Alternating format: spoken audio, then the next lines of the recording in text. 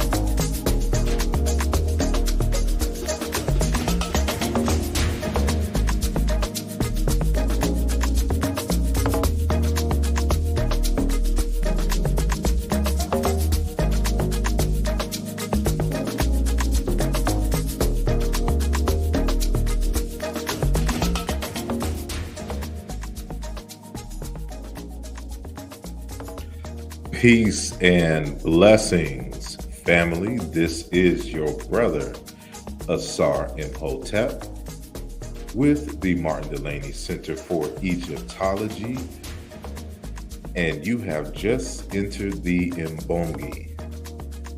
Today's topic is a critical look at the Ankh symbol. I'd like to thank each and every one of you for joining us today on this Kujichagulia, Monday, May the 15th, 2023. And we're going to have a good time. So I'm going to see y'all in just a second.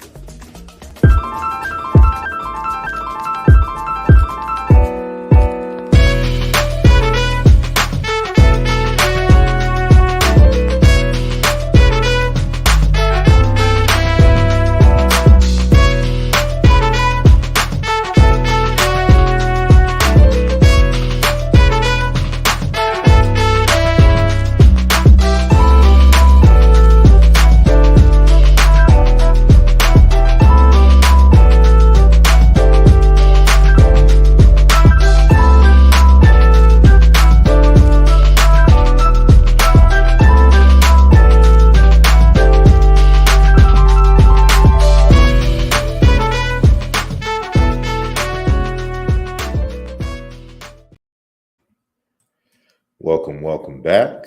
Again, this is your brother, asarimhotep, and just want to thank you all for joining us today.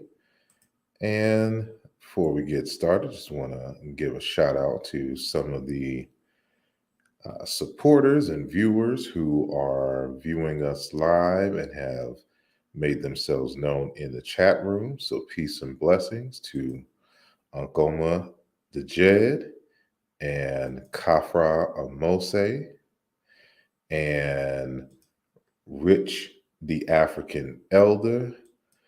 Jagad Davis is in the building. Sister Jolanda Zachary is in the building.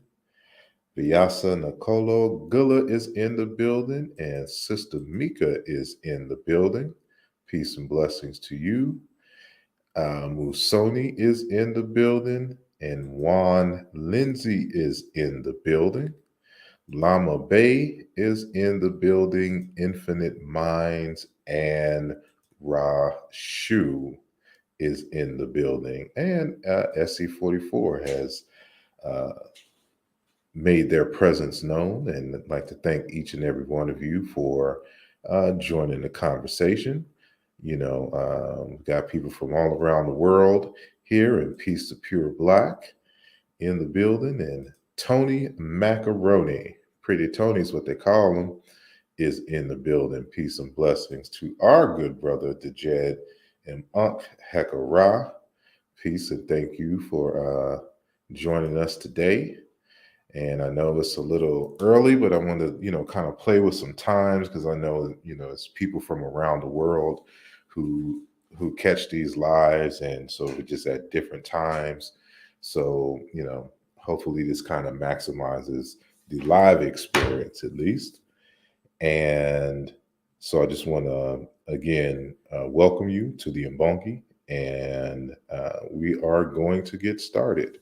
So as mentioned earlier, we're going to be talking about the Ankh symbol. And this came up because a viewer asked me a question about the Ankh on our last open forum show. And, since I have written about it and the like, and this was the question was in comparison to a recent conversation that Dr. Mario Beatty has had at the ASCAC conference concerning the Ankh symbol. And so at the time, I had not been able to see the lecture. I was unable to attend the ASCAC online conference.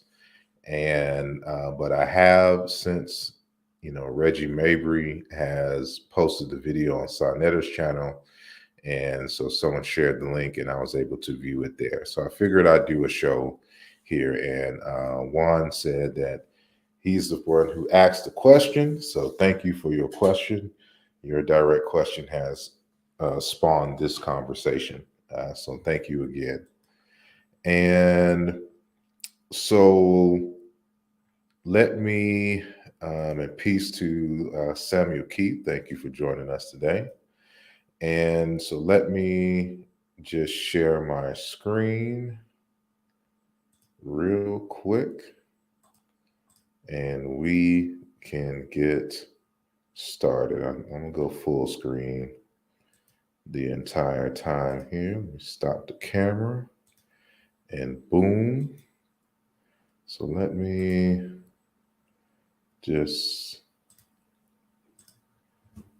go. So make sure y'all let me know if y'all can see everything good, which I hope you can. So again, this is a critical look at the Ankh lexicon and its symbology, or semiotics, if we should say.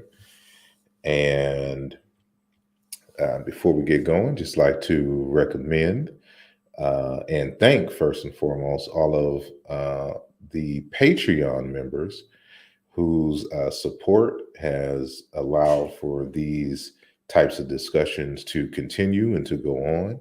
And if you would like to be a supporter of this channel, consider joining our Patreon page at patreon.com/asarimhotep. And I may change that link to Mbongi if they allow it.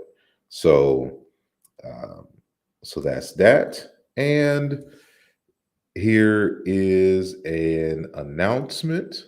So those of you who are on my Facebook page, you have been given this bit of news, but there has been a release date for the text, Race and Identity in Ancient Egypt, Volume 1, towards a meaning for the place name Kemet. It's been a long time coming, and it is currently on pre-sale now at my website at asarimhotep.com. And it is going to be released on August the 22nd. I believe that's a Tuesday. Somebody can verify if that is the case. And the price is going to be 40, and maybe 45 by the time August rolls around for the text. It's approximately like 475 pages or so. But for my viewers and early supporters, if you purchase on the pre-sale now for the month of May, you get it for $25. So all you would have to do is go to asarimhotep.com, and when you're checking out, there's going to be a section where it's going to say coupon code, and you put in the word Mbongi, and you will the price will be reduced at checkout. So I appreciate your support, and this is going to be the first of a planned 3-volume series. So the first one has to deal with the place name Kemet, and we're continuing that debate. And then the second text is going to be a edited work. So I have a few scholars that have already agreed to make a contribution to the text, and we'll be getting more in depth on this concept of race and identity in that text. And then the third volume is going to be a continuation, of course, within that tradition, but we're just going to cite, is going to be a reference work with a number of the ancient descriptions of the ancient Egyptians in the original. For example, if it's in the Greek language, in the original Greek, and with a transliteration and translation of the text. Some critical things from the ancient Egyptian text. So you have the hieroglyphs as well as the transliterations and translations for that, and any kind of other citations, whether it be from Arabic texts or from Greek text. I mean, I mentioned Greek text before, but English text. So like when for example, the French or the English came, they left some testimony that is critical on this question as well. And so we'll have all those primaries. So the objective is to just post the primaries, and then you'll have a central reference point for which to continue these debates and arguments regarding the race and identity. So again, we first start the conversation on the meaning of Kemet. And again, the text is on pre-sale now, and you can get it for $25. And the original price is going to be $40 or $45. So at the checkout, type in an Mbongi, and you are good to go with the discount. So I think that's it for announcements. Let's get to our conversation. So before we even get deep into the conversation itself, I just want to emphasize these 2 primary notes that are going to be critical for our conversation. And one, that is knowing the difference between lexicon and the symbol. So knowing the difference between the words and the symbols used to write the words. So those of you familiar with the hieroglyphic script know about a principle called the rebus principle. And that's where they will use a a hieroglyph or a series of glyphs to write out a word, although it is totally disconnected from the symbol, because the word and the word for the symbol share the same consonant values. So that's going to be important, which brings us to this notion of paronymy. And so we're going to reinforce this concept of paronymy in the ancient Egyptian language and script. And so if you're unfamiliar with what a paronym is, it is a word that is derived from the same root as another word, but has a different syntactic use. Example given is perilous and parlous. As an adjective in terms of paronymous is a word linked to another by similarity of form, right? And the example here is preface is a paronym of Latin prefatio, which technically is the word preface. So this second example really kind of fits in with the first, since they may be cognates, or it could be alone. I'm not sure. However, words that sound alike can be linked together conceptually in the mind or in the minds of a given cultural populace. And you'll see how that expresses itself in the ancient Egyptian script. So if you need an example of paronymy, here's a good one. And so it's from an article, a chapter titled I don't know how you pronounce this, prolegomena to the study of the Idoma concept of God by Robert G. Armstrong. It's in a text edited by Agdibola, or cited in Agdibola 1983, and that has to do with West African religions. And so the author says the Adu mudfish or catfish is used in ancestral sacrifices as well. The sentence is probably an unconscious quotation from a standard prayer formula in which, for grammatical reasons, the demonstrative particle a follows adu. For example, neho kadu a. This produces a neat bilingual pun on the well-known Hausa word adua, meaning prayer. Thus, the sentence contains the double entendre, the fish that is called prayer.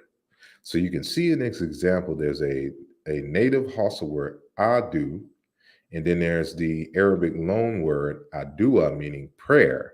But since they sound similar, they are used in a particular type of sacrifice or in a type of spell where it's talking about a fish that is called prayer, right? So you see how in the minds, because a word sounds similar to another word in the language, they utilize that in a very creative way. And this is exactly what happens in the ancient Egyptian script. So another important point I want to emphasize is the role of linguistics. And so, 9 times out of 10, if somebody is talking about the Ankh symbol, they rarely, if ever, include a linguistic analysis. And they're trying to come to a definitive conclusion simply based on looking at the symbol without analyzing the actual ancient Egyptian script in the process. So, Modupe Oduyoye in his text Words and Meaning in the Yoruba Religion informs us about the use of linguistics as a tool when doing historical research. And he says, any student of African beliefs or of any pre-literate society who does not have this tool is severely handicapped. Any researcher who undervalues it does so at his own peril. For language has preserved for us the inner living history of a man's soul.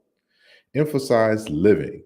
Language has been described as the oldest living witness to history. Without linguistic corroboration, archaeological evidence is tantalizingly inarticulate.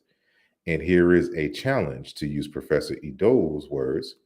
Each one of us must get to know his own people thoroughly and approach their belief reverently and sympathetically, because we possess that which is the key to their soul, the language. So, this is why it's important to understand the role of the actual language and the tool of linguistics when trying to discover the meaning and evolution of the symbol that became, known to us as Ankh. And even though we're pronouncing it as Ankh, it is not an accurate pronunciation. So, hold on 1 second as I adjust some things on this table, and hopefully I don't spill nothing like an idiot. So here we go. So so if you are unfamiliar with the term Ankh and the symbol, here's a few examples, and this is the primary use of the word and the symbol in the ancient Egyptian hieroglyphic script. So you see the first one is Ankh, and keep in mind that this is 3 consonants in a sequence. So this here is a consonant. So that's why when people pronounce it as an Ankh, it's an incorrect pronunciation. But we're, for the sake of conversation, we know that, we'll say Ankh for now. So Ankh, meaning life, or Ankh meaning live, life, to be alive. So it can be a verb and a noun. Anku, or Ankwa, the living. So this is a plural suffix. Ankh meaning a person, an inhabitant, a citizen, a living one. So basically a human being. It's a word for human being. And Anku, person, citizen, living one. Right? So you see these different variations of the word written and the phonetic complements that trail the primary triliteral Ankh glyph, and then, some classifiers or determinatives at the end here, right? So we're going to get into the meaning of the Ankh, but more so some previous conversations, regarding hypotheses regarding the Ankh. So I'm pretty sure many of you have scoured the internet and seen either this meme or some similar to, or even heard in conversations by certain, even some prominent people in our community, making the argument that the Ankh is the sign for eternal life, and it derives its shape and form from an examination of the female womb and phallus of the male. And this could be farther from the truth. And so this is an example of what we call lookership in our community. And so that is, they just look at something and they see it looks similar to something, and then come to a definitive conclusion without a thorough examination of other plausible hypotheses that they first must falsify. Right? So, this is what we see when it comes to this term here. So this is just one example, which I argue is blatantly false.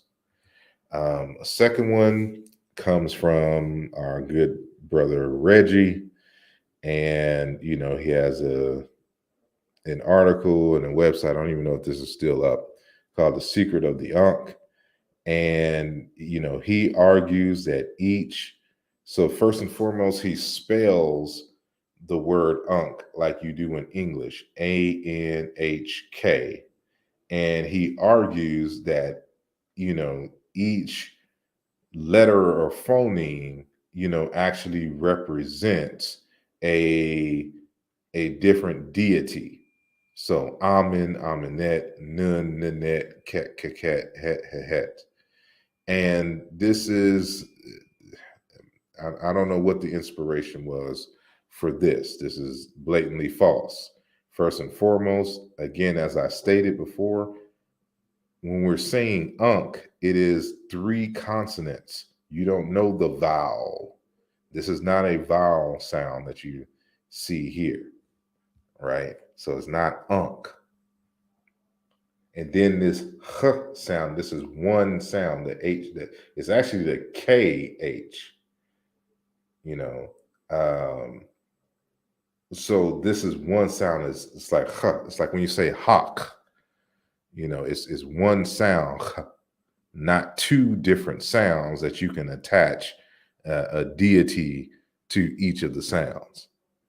So, you know, this is just all kinds of incorrect.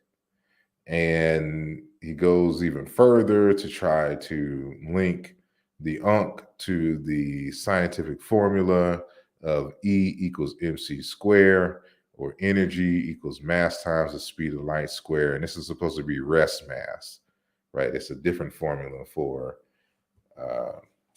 when acceleration is involved, but that's another conversation here. And so, you know, I don't, you know, if you didn't get this right, you couldn't have linked it to, you know, some kind of scientific experiment. I mean, sometimes some scientific formula that has to deal in relation to gravity and all that. It's just no. Right. Then there's the the brother Legacy Allen.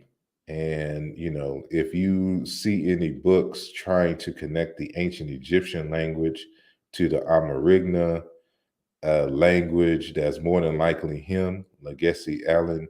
And so he tries to argue that the inspiration behind the Ankh symbol is an Ethiopian Masab table, right? What you're seeing here. So if any of y'all have ever been to like an Ethiopian restaurant, you know, sometimes they will serve you in, as you can kind of see in this left picture here, you know, you're seated, you won't have a table per se, like in the Western style. This is the table. And so he tried to argue that the loop on the top of the table was actually an egg, right? And this is from personal conversation. So he has not published this, but we've had public discussions about this. So this is fair game, right? And so, you know, it's a no. But you know, the words for the Masab table sound, or at least that word for egg. The Masab table doesn't sound like the word Ankh, but the word for egg in Tigrinya and Amarigna languages sound similar to the word Ankh. So that was his you know, argument, right? So, but no. And then the recent conversation by Dr. Mario Beatty, arguing that the Ankh is a plant.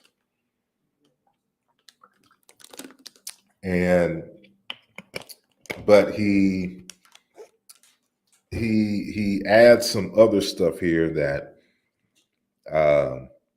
and to that I would say that he is partially right, only in the sense that the Ankh symbol was made from plant fibers, but it doesn't represent itself plant life, if that makes sense, right? And so he argues that the Ankh is a combination of, you know, ideas linking water, earth, and air, and then that somehow equals life. And so he says the Ankh symbol is an image of a plant knot that has been used to depict the major plants of both Upper and Lower Kemet, most importantly, the papyrus plant of Lower Kemet, the sedge plant of Lower Kemet, and the lotus. The oval is an important part of the Ankh image that is used to account for empty space, therefore air. And it's it's a no for me. And again, this is an issue of, again, everyone trying to avoid a historical linguistic analysis when coming to these terms, and then totally ignoring the concept of paronymy when it comes to these major ideas and symbols. So uh, here isn't a more accurate assessment regarding the Ankh and the symbol, the icon that later was associated with the word Ankh, right? So as as Dr. Beatty, rightly pointed out, one of the earliest symbols or depictions of the Ankh symbol can be found on the comb of the King Dejet of the first dynasty. And as you can see here, I hope you can see, so you can see the wasp scepter on the right hand side, and there's a wasp scepter on the left. Here's the Sarek for Dejet right here. So this is his Horus name. And, here is the Ankh symbol. So many of you are used to seeing the two strings together. So this is how we know that this is not a penis or a phallus. So I'm not a person to look at penises, but anyone that I've seen in any kind of medical book, or even looking at myself and looking at my son, you do not see two shafts, right? This is not a penis shaft. These are just two strings of rope. And in the Old Kingdom, the rope aspect of the Ankh was more prevalent. So you'll see it in two different styles. So you'll see this one where the kind of the drawstrings are open, and then you'll see them in the more iconic form where the strings are together, like you see in this drawing here at the top, right? So these are ropes, right? So it's not a womb. These are just ropes that you tie around your waist, right? But there's another hypothesis that is given by John Baines, and he's written a few texts, but this is one of his major articles titled "The Ankh Sign: Belt and Penis Sheath." So, and he, goes through and argues that the Ankh symbol was the rope and things tied around the penis to hold the penis up. So if you kind of look at some of the Old Kingdom icons or whatnot, some of the male figures would always wear these kind of penis sheaths. And so for him, the loop is the area for which the penis was being held up, right? But one could also argue that, as you can see on the belt here, like these on the Ankhs that holds up the belt. But remember, they don't have pants, right? So they're not wearing pants. So why would you have a belt and you're not wearing any pants, right? And so it's that which holds the the penis up, so it doesn't be dangling everywhere. This is before underwear, right, was invented in this area. So if you wanted to hold your jewels together, you had to tie them up, right? So here's a screenshot of an aspect of the text where he says, "The latest example known to me is also the most explicit and informative. It is on the seated figure of Hapi." So this is the god Hapi sitting down right here. on British Museum 1346. That's the identification number of the, I don't know if it's a papyrus or kind of an object. A stela of the reign of Amenemhat V. This garment is placed vertically, resembles an Ankh sign very closely. And that's what you can see kind of right here, right? And then you can see this kind of penis sheath over the god Hapi, right? Without necessarily showing the penis. So, as is natural in a relief of elaborate execution, it is decorated with extra ornamental detail, which makes it seem padded out, as, for example, Renaissance cod pieces were. The Ankh signs, and then continues. But, so this is a plausible hypothesis here, right?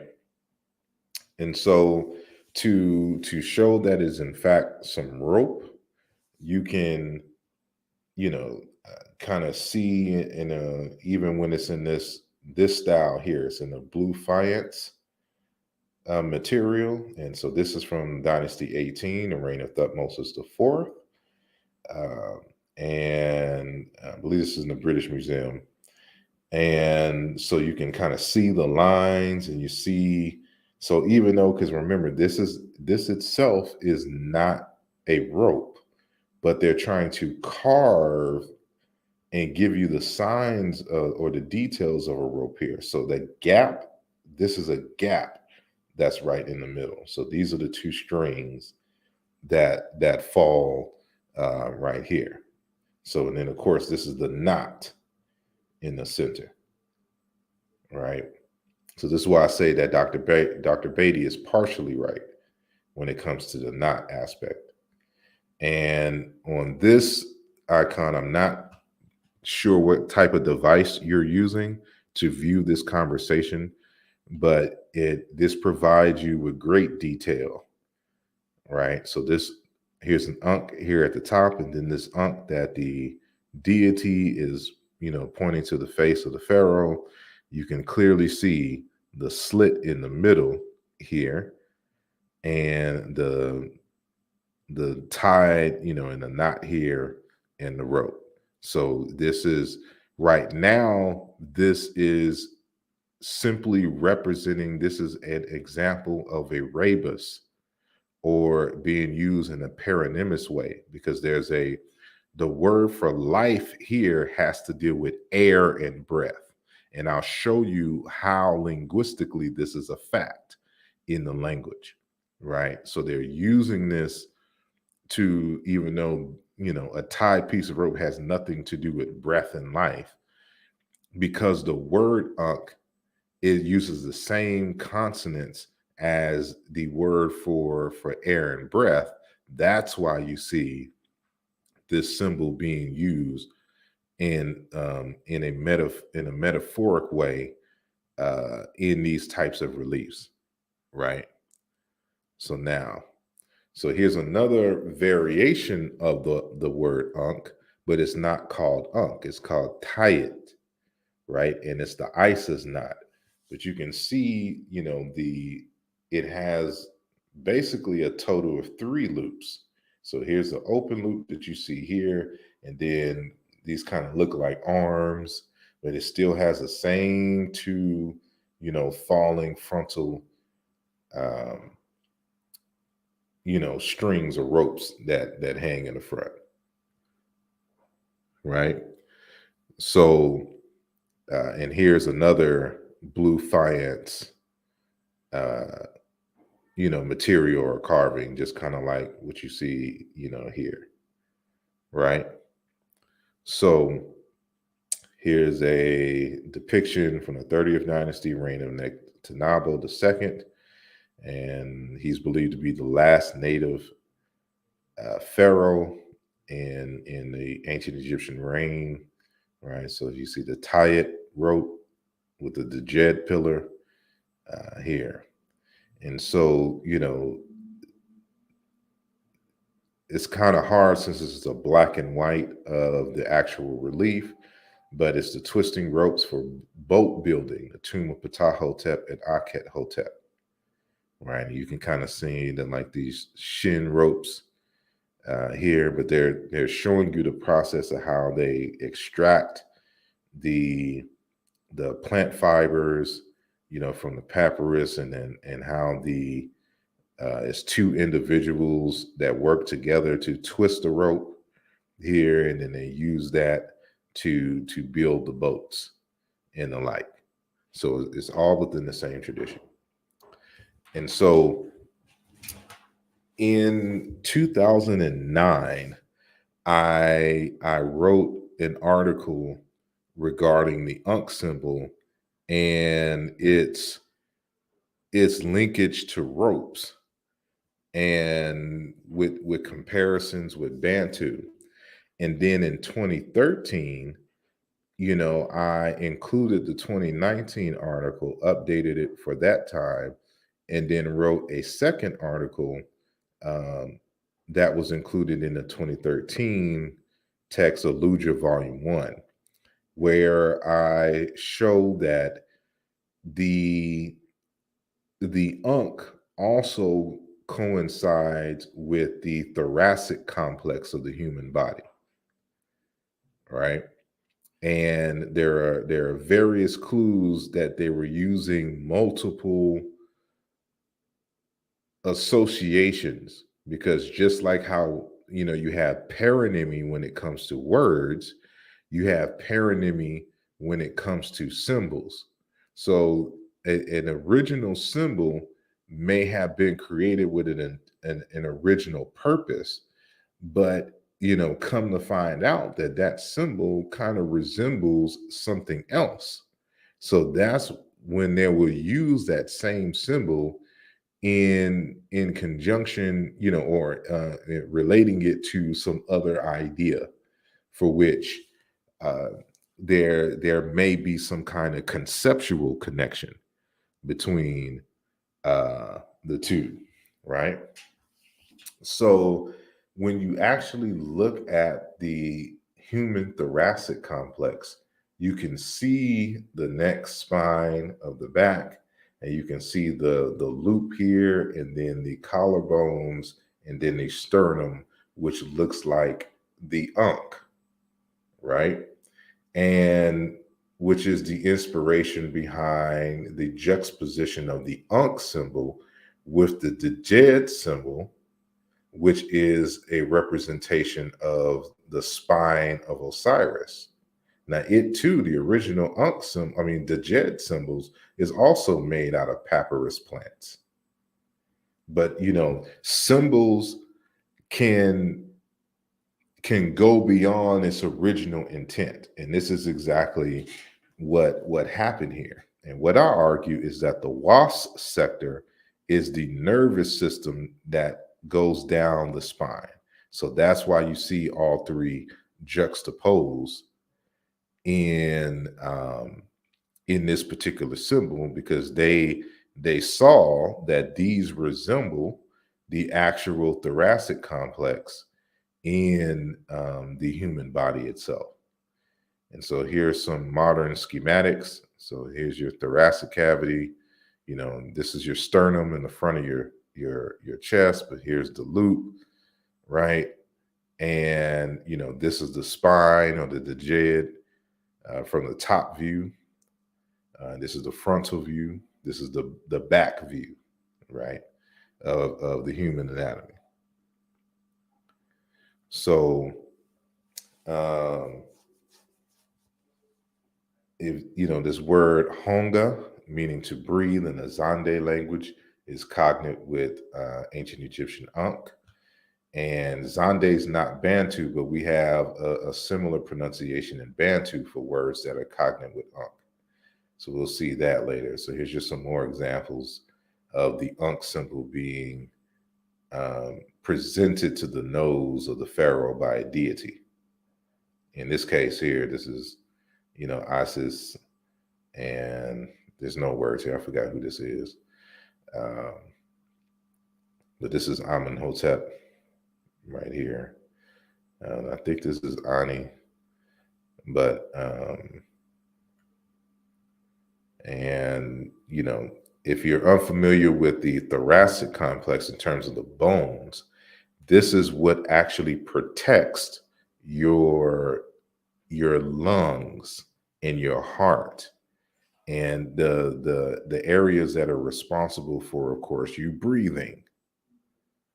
And so I hypothesize that they may have conceptually linked those ideas together, and which is why you would see, for example, in this, I believe this is a New Kingdom relief of Horus and Set, uniting ancient Egypt together. But often when you see the reproductions, you'll see this version on the right. However, the full version, you actually see this representing an Ankh symbol, right? So this is the hieroglyph for Sema, meaning to unite, but it's also the trachea, which is responsible for your food coming down, right? And even with your breathing and the like, in terms of your oxygen. So they're tying the two plants of the sedge and the papyrus plant for Upper and Lower Egypt respectively, but you can see how they're playing with the symbols here. So they then turn this word Sema here, and they use the Shinu to make an elaborate Ankh symbol, right? Even though they have, the Ankh symbol here at the top, right? So it's these little things that they're playing with. So there's many ways and many creative ways in which they utilized. And so, I hypothesize that they may have made a connection between the concept of the lungs, the tree, and of course you can see the Sema representing Egypt. And this could be, representing, the Nile River itself, arguing that the Nile River is the lifeline, it's the lifeblood, it's the oxygen that causes Egypt to live, right? So that's just one way of interpreting. Not saying that that's definitive or anything, but that's my hypothesis, regarding this. And so here are some linguistic connections to the word Ankh. And so in Proto-Bantu, it is Kua or Kwa, and meaning an inhabitant or person of. And of course, Ankh meaning living person, inhabitant, member of a group, a soldier, life, and Anku meaning man. In the Twi language, in Ghana, they say Nkwa or they say Akua. Right? You can say Akua or Nkwa, and the word means life. In the Douala language in Cameroon, they say Ong, meaning life. In Kikongo, they say Zingu for life, but the word Nkwa means self or man or body. In the Kalenjin language, and they simply say K or K for self. And in Sango, they say Koe for a male or husband, right? And so if we want to make a semantics link, there's the word Ankh meaning earth or land, and Ankh meaning living person, inhabitant, member of a group. And then in Proto-Bantu, Chi meaning ground, country, underneath, or Chi, inhabitant, person of.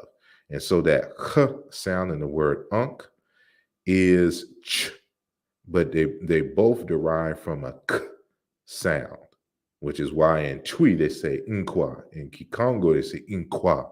It's a K sound or a Kua. But it's been palatalized in Proto-Bantu and in some dialect, and so they say Chi, because the root of this 3-consonant sequence is the K sound, and I'll demonstrate that in a moment, right?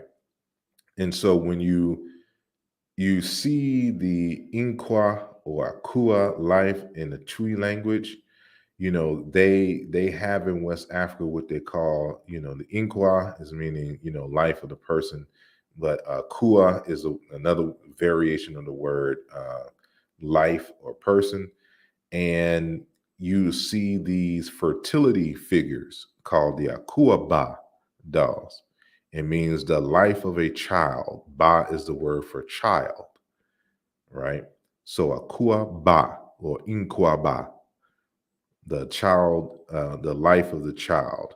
And these fertility symbols are created for when a woman either desires to have a child or, well, still in the second example, desires to have a child but can't have a child. And so you would go to a priest and wood carver, and they would create one of these fertility symbols.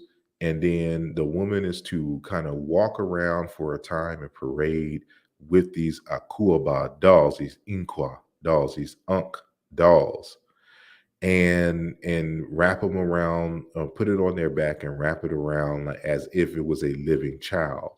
And so this is kind of a way of, what's the word I want to use, or phrase, like a vision board. This is done in the context of a vision board, right? So it puts you in alignment and in the spirit of having a child. So you walk around with the child so that you attract the spirit of a child into the actual womb.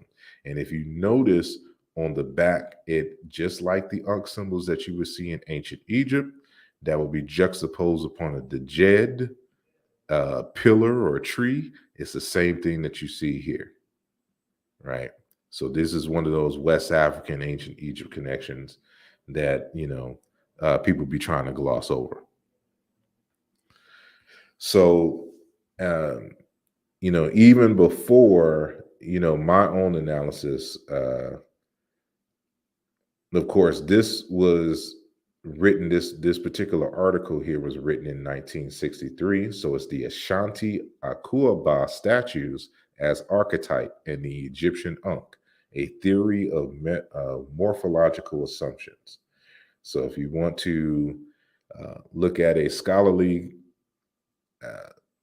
analysis of the similarities and the functions of these symbols in West Africa and in East Africa, here is a good article for you, right?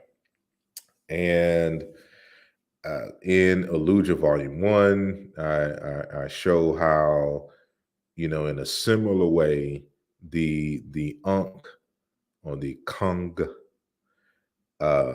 is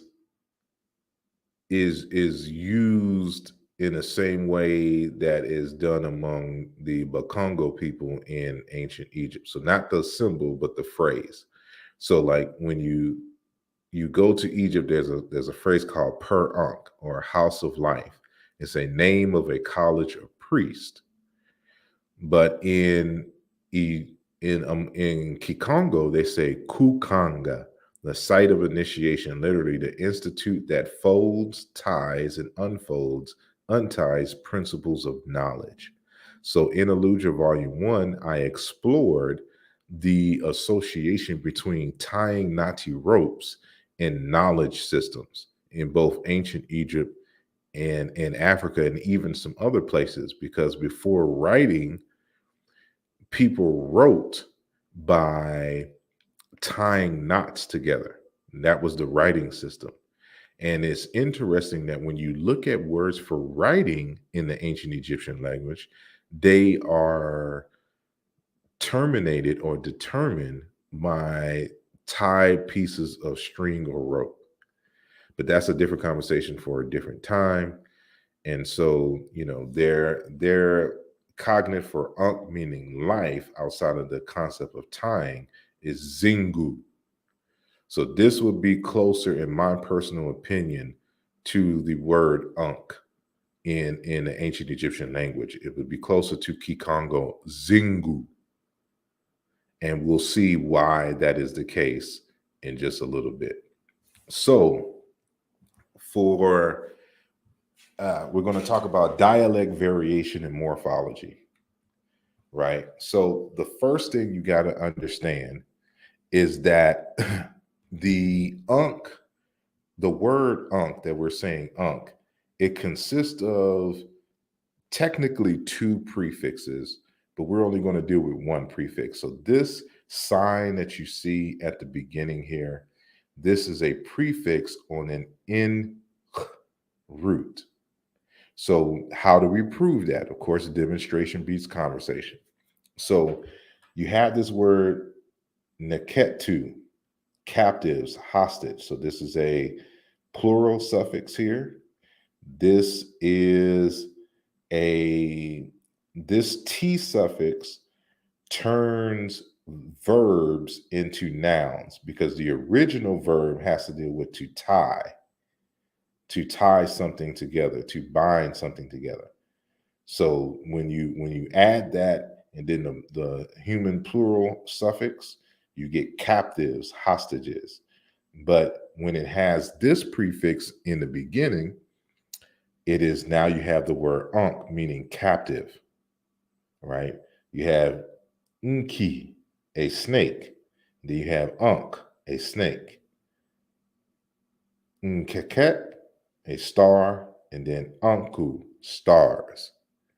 So you see here that this consonant here is a prefix on the word Ankh. So when you're looking for the origins of the word Ankh, you can't go to the word Ankh itself. You have to go to a more simpler root, right? So there's also this is why the linguistic analysis is very important in how to do that, because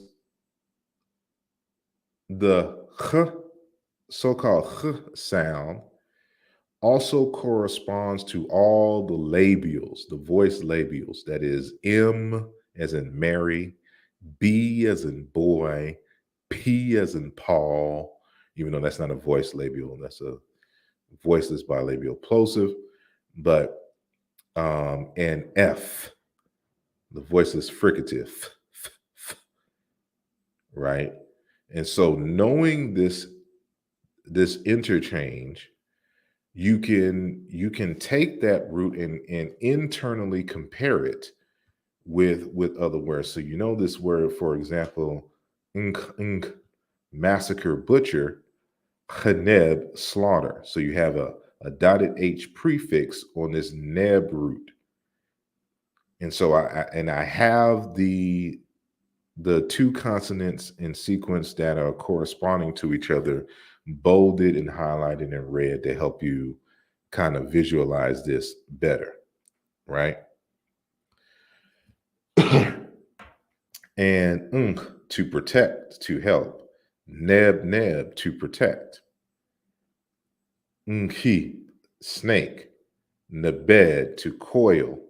Nebedet, a dice snake. Neck and net, a bird. Eneb, a bird. And this is kind of a partial, what we call a partial reduplication, right, in this dialect. So it's letting us know that these are different dialects and possibly different languages, closely related languages that exist in ancient Egypt because they have the same word with a different pronunciation. So I'm helping y'all and I'm setting y'all up for something, right? So to show you the different dialect variations or language variations of these words, here's an example that I have here. So we have nebed, another partial reduplication, meaning greetings. And then you have suneb, to exchange greetings, right? So the S is a prefix on this root. So B's, M's, P's all interchange in the ancient Egyptian language or correspond dialectically with the W. So if you see Neb and you see Nu, just know that these are variants of the same sound. So Nubi, gesture of greeting. And then you have Nechi, welcome, which is, of course, a greeting. So you can see that they have 3 different variations on how to say the word for greeting, because these are different dialects and or languages in ancient Egypt, right? So what are we saying here? That nech, neb are the same in the language. So remember, when I talked about that particular consonant that we symbolize using this here, it also interchanges with Z and S in the ancient Egyptian language. And so, in the text, anybody who has my text can go to Pust and Camerzil, 1999, 1998, respectively, for the source, that you can see that these correspond in Egyptian. And so the sign that you see here is a sign for pharyngeal epiglottal fricative, right? Usually written like this. Doesn't mean that that was the actual sound, but because in the early days of Egyptology, they wanted to so badly argue that the ancient Egyptian was a Semitic language, they were assigning Semitic sound values to ancient Egyptian graphemes. So this is just kind of a leftover, but just in case you want to know what to call the sign, you can just say an epiglottal fricative, the epiglottal fricative sign, right? But this is the IPA sign used for this symbol here, the D36. So if you was to write out the word Ankh, you would first start off with this symbol here, and then a water, then a so-called consensus symbol to write out the word Ankh. So this is just for your edification here. So here's some examples showing that the epiglottal fricative sign, the grapheme, corresponds to D as in Derek in the ancient Egyptian language. So these are also dialectical variations. So what I'm trying to show you all is that the word Ankh has various pronunciations in the ancient Egyptian language. And so if you want to know the origin of the word Ankh, you first have to go through these different internal variations of the word, right? So we'll go here. So understanding, that these signs interchange or correspond, that the epiglottal fricative sign corresponds with Z or S. And we've already demonstrated that Nech also corresponds with Neb. We would expect, by reason of regular sound meaning correspondences internally within the language, that the word Ankh is going to have a variation with the word Neb, right? And this is exactly what I demonstrate here. So now you can understand why the word Ankh, meaning life, corresponds with the word Seneb, meaning air or breath, and why you see the Ankh symbol being presented to the pharaoh by the deities to the nose. Because the word, in this instance, the word Ankh means air and breath. And it has nothing to do with the symbol itself. It just, because that was one of its original meanings, air and breath. And we can prove that, even though in the modern dictionaries, they'll just simply say life, because of the cognates, the internal cognates within the language itself, right? So when you say Ankh, Uja, Seneb, Ankh and Seneb, and technically Uja, they're all technically the same word, right? But because they have come into the ancient Egyptian lexicon by different dialects or different languages, because these could be loans, they're being used in a different way. They weren't historical comparative linguists, right? See, the word anket, meaning fire. This is a nominal or noun form of the word seneb, meaning to burn. The T suffix, as we mentioned earlier, nominalizes verbs, turns verbs into nouns. So we know that in the Ankh dialect, that there was a word Ankh meaning fire. I mean to burn, because we see it over here in its in the Neb dialect. And then we have Ankh garland, which is a type of plant, and then Seneb, a plant. Then you have Ankh, a container in the shape of a hieroglyph, is a and then we have Senebit, a jar, and then Ankh, the sandal strap in the shape of a hieroglyph, and then Ankh, a tied piece of rope, and then you have Seneb, meaning cord or twine, right? So now you can see that the word for Ankh, life, air, and breath is totally different than the word for cord and twine, which gives us the actual symbol itself, right? But because of paronymy and the rebus, they've been able to link these concepts because of similarity in pronunciation. And so we can tell that the Ankh dialect has a lot of fossilizations in it, right? And so to prove that the S is a prefix on Neb, that's when, this chart or this table becomes important. So we have neber with this verbal suffix here, meaning to tie, and then you have seneb, cord, twine. Nebu, creator, builder, and then you have seneb, to build. So this is a verbal prefix. So there's two types of S: an S that nominalizes the verb, and then an S that is a verbal prefix. And some will say the causal prefix. And you have nebi, artist, creator, right? Nebu, a wooden device. Senebwi, a part of a boat, which is a wooden thing to this nature. And then these variations for plants, as you can see. So when you're saying seneb is not a natural, quote unquote, triliteral. It is a two consonant root with a prefix and or a number of suffixes, as you can see here. So the ancient Egyptian language is an agglutinative language. It's unlike Berber. It is unlike Semitic languages.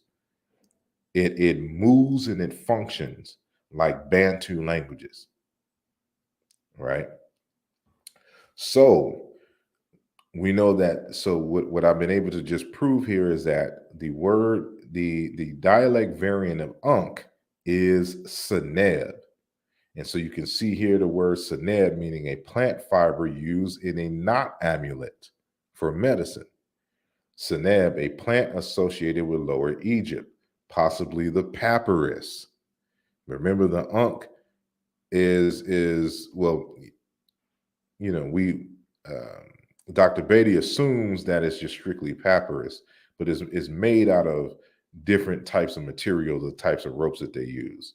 So, studies of objects in the British Museum have identified as rope ingredients dom palm, hoffa, and papyrus. Other studies cite camel hair, flax, and leather rope. So there's many different types of material that are used for ropes and strings in the ancient Egyptian language. But the cognate for the word Ankh is seneb. So remember, there is no Ankh. This is more like Dnek or Dank.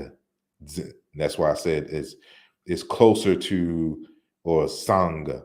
It's closer to Kikongo Zingu, life, right? And which is confirmed with the Seneb. We're saying Seneb, right? This would be Sangu, Samba, right? And so another fact is that, you have this new dialect, and what is the prefix on the Seneb variant? The S corresponds to the T suffix in this dialect. So this is how we know these are two languages interacting with each other. So I'll let you kind of examine these, and I'll just do the first two lines. So we have newt, thread, yarn, cord, winnet, rope, cord. This is the same word with the syllables inversed. Newit and winnet, right? Same word. Seneb, cord, twine, from the word nebi, meaning to tie. Newit, a kind of cloth. Seneb, a woven product, fabric, fabrication, thread. And then seneb, to weave, right? You have newt, the oval, as a container. New, pot. Newi, to collect. Seneb, bottle, flask. Nibti, beer mug. Nibbit, vessel. So we can see here that we have two closely related languages, but they are borrowing grammatical features from each other. So in this one, they're using the T from this dialect here. So this is why it's kind of difficult to try to find closely related languages in the modern day because of the internal borrowings from the language. But that's a different conversation for a different day. But so yeah. So excuse me. The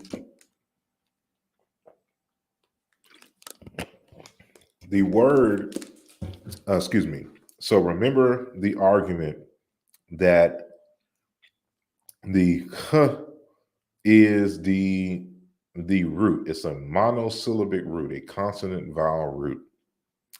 And I'm about to show you that not only does this h interchange with b, as we saw earlier, but it also corresponds with j,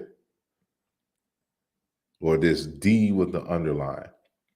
So this is going to tell you another variation of the word Ankh, meaning, person and the like. So let's deal with this. So I have to, this is why it's very difficult for a lot of, scholars who have been trained in a certain way to believe, for example, that ancient Egyptian language is essentially a Bantu language, is an agglutinative Bantu type language, and that it is not like Semitic, where it's these triliterals and they're just changing the vowels for pronunciation purposes. That is not the case. The Egyptian language builds its vocabulary from monosyllabic roots. And here's a good example of that. So we have this word jet, meaning the body or self. So what is actually happening here is that this is the root. This is the k and qua in the other examples that we saw earlier. And then they have this T suffix, which is a suffix for body parts. And then we had the jet, which is a serf, and a serf is just a person, a worker, right? And then we have this variation, when Jewit, people. So you can see that this that I have highlighted in red is the root, and it is suffixed with T, but then it is prefixed by N and W, and then the plural collective, here, right, wit. So this is actually the ancient, this is one of the ancient Egyptian cognates for the word into, or the word Bantu. So this is technically the word Bantu, but we'll deal with that in another conversation. So the jet gift, this is a nominal T that comes from verbs. And then we have winju, offerings. So when you offer somebody something, you give someone an offering, you're giving them a gift. Then we have that that epiglottal fricative sign that we saw earlier, and jit, to burn, to roast. And then we have the same root, but with a different suffix. Now it means fire drill. This is the nasalized volar trill. Then we had this word dejet, meaning flood. But then we have wudjet, a body of water. And then we have wujenu, flood. And then we have this word here, wujatzawu, however you want to pronounce it, meaning canal. So you can see that every time they add a symbol or a sound here or a morpheme, it gives a different nuance to the word, right? And then we have Waju, cattle, then Winju, goats, then Winju, cattle, herd, right? So you can see that there's these infixes and prefixes, on these roots here. So this shows us that the words are built from monosyllabic roots, which is important because now when you see the word for body, the jet, body, self, serf, injet, subject, slave, sajim, servant, you see all these different prefixes and suffixes that give a different nuance. Then we have the fossilized version, Ankh, living person, inhabitant, member of a group, soldier. Ankh, a captive, literally a bound person, right? Dejet, viper, cobra, juju, bad one, and the hieroglyphs has a snake determinative. Then you have Ankh, snake, Ankyet, a sacred serpent. And then we have Khatet, fiery one, which is a serpent. And we have the jet, flood. And then Wuj, a body of water. Then Injar, reference for water, also to be watery and medical. Then Ankh, a water of life, given by Isis. Ankh, life, the inundation, the flooding of the Nile River, right? And then you have Kharet, a body of water. So we demonstrated that when you see Ankh, this so-called epiglottal fricative sign is a prefix on an NK root, but the real root is itself with an N prefix, kind of like what you see here in jet, subject, slave, right? And so we see the same thing here, sajim, to hear, to listen, wajeh, he who hears well, right? So you can see totally different prefixes and suffixes. And actually, one could argue that this variant here is the same word backwards, but we'll get into that in a little bit. And then you have unkwi, pair of ears, right? So these are just some more examples to demonstrate that ch is the root. So you have in Juliet, baseness. So you're talking about a base character, someone with bad character, right? Jew, evil, bad, sinister, is hu, baseness, wrongdoing. Jerj, leaf, is a partial reduplication. And then you have her. And it should be known that this nasalized volar trill right here corresponds with R internally. And we can demonstrate that all day. And so this so-called Anju, light of the sun, dawn, Jer, fire drill, Ankh, stars, Anket, fire, then Ket, fire, flame.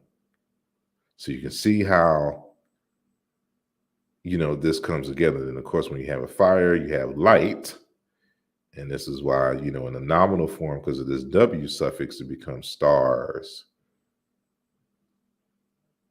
right? And so you see this, Anju, a vessel, a jug, Anjit, a bowl, a vessel, Ju, a pot, Ankh, a vessel for libations, Neju, protection, Nech, to protect, Hui, to protect, to prevent. So you can see, if you don't understand that ancient Egyptian language is built from monosyllabic roots, then you are in trouble. So with that said, you see here that this Winjuit, people, is the same as Anku, people. These are cognates. And we confirm that Winju, goats, Winjuit, cattle herd. Ankh, goat, herd, general word for herd, right? Winjwawa, however you want to pronounce it, offerings. And then Anket, grain, Anket, a product, and it's agricultural products that you would, of course, provide in offerings, right? So not only is Seneb cognate with Ankh, Winjed root or Winjed or Wanajed, however you want to pronounce it, because we don't know how it was pronounced, is also cognate with Ankh. So this is why you cannot avoid doing historical linguistic analysis even on the words itself. So that's why you got to remember this formula as well. It's called a transitivity axiom. If A equals B and B equals C, then A equals C. So if A equals B and B equals C, A also equals C. They're logically equivalent. So when you see Ankh, you see Winej, and you see Seneb as well. These are the same word. And it's only when you have done that type of analysis that you're able to understand what is going on with the so-called Ankh symbol, its meanings and the like, right? And so here are some Proto-Bantu these are Proto-Great Lakes Bantu correspondences with the word Neb, which is, of course, these are cognate with the word Unk in the word Ankh, as we've demonstrated earlier. So this is just for your review.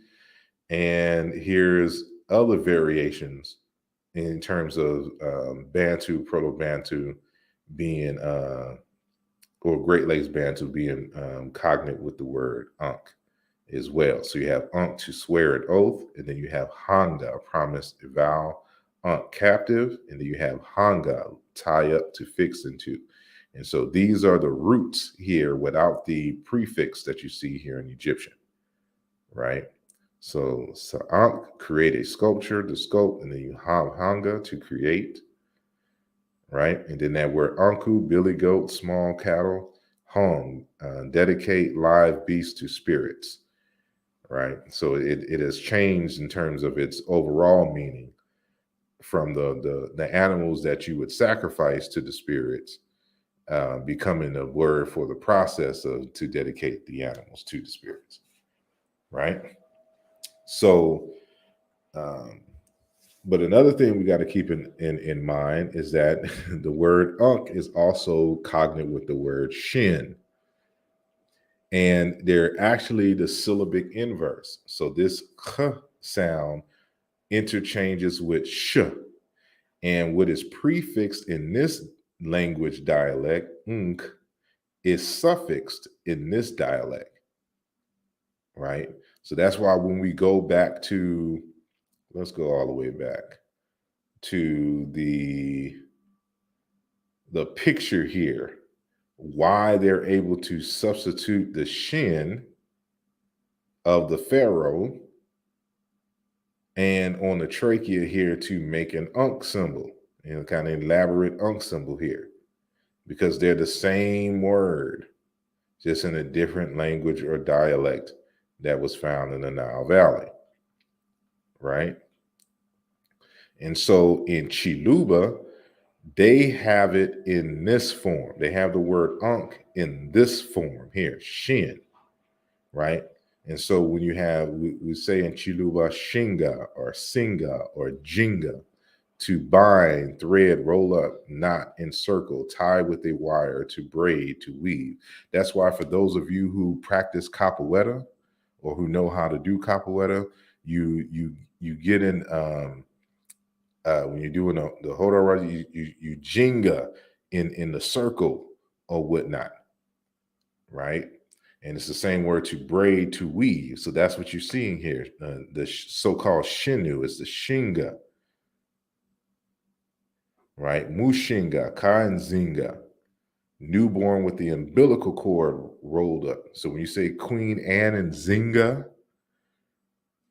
that's what her name means. That they're telling you that she was born with the umbilical cord on her neck here. Mujinga, cord, reel, braided rope. Mujinga, invocation ritual. Inshinga, neck. Zinga, shinga, to wish, desire, prefer. Mushinga, ka, zinga, child's desire, wishes. And also mushinga, price, value, dignity, right? Some major concepts in Chiluba, right? And so, remember the transitive axiom. If A equals B and B equals C, then A equals C. And so we've already established that Nu in Neb equals Ankh.